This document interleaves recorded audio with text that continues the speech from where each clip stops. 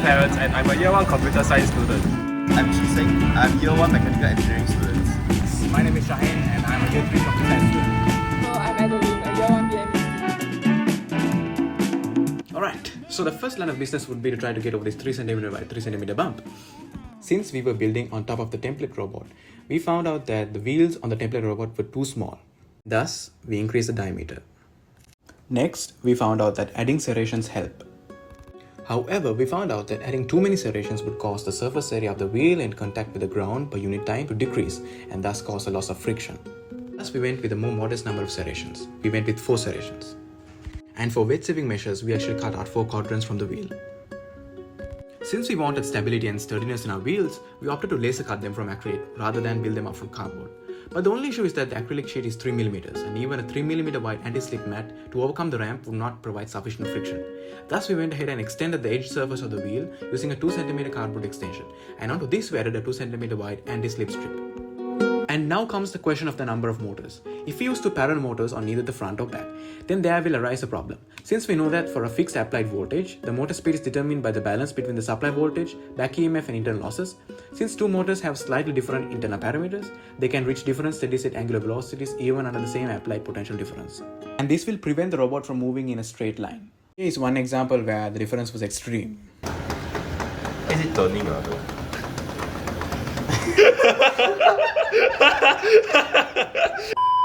So this means that we had to go with just 2 motors, one for the front and one for the back. So our first thought was a design like this, but we quickly realized that this led to a very narrow effective base contact area with the ground, which meant that the center of mass had a very narrow allowable degree of movement and was quite vulnerable to falling over. And thus we had to find a way where we can only use 2 motors, but still ensure that we have a sufficiently large contact area to prevent falling over. And this is how we did it.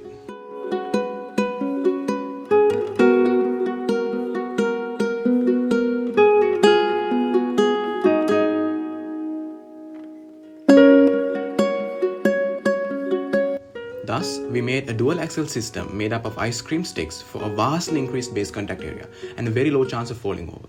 To make this work, we had to design a custom coupler and also change the center component of the wheel. And now comes the most fun part of the project, launching the ball over the wall. We had 2 main ideas, and the first one was launch a system.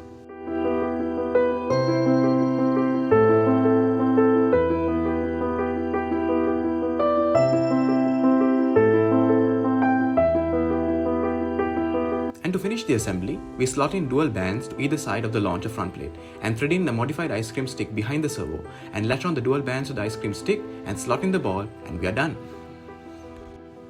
We chose a triangular body for the robot, and in order to fasten the launcher to the back, we printed a band length modifier that let us control the tension of the rubber band by changing the length, and then fasten the front of the launcher using a regular band.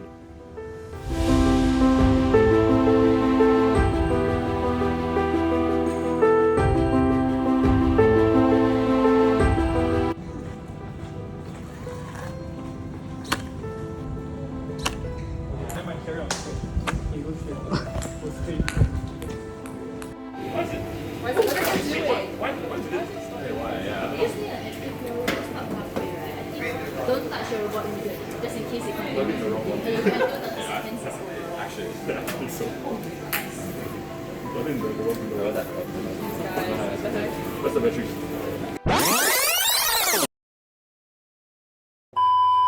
But we realized that the launch system was a bit too heavy, weighing in at 51.1 grams just by itself.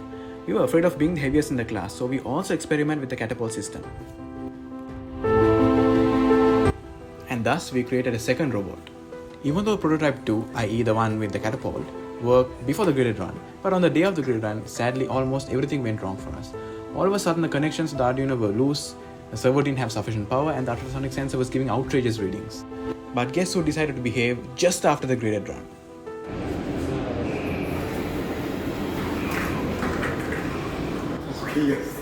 Yes.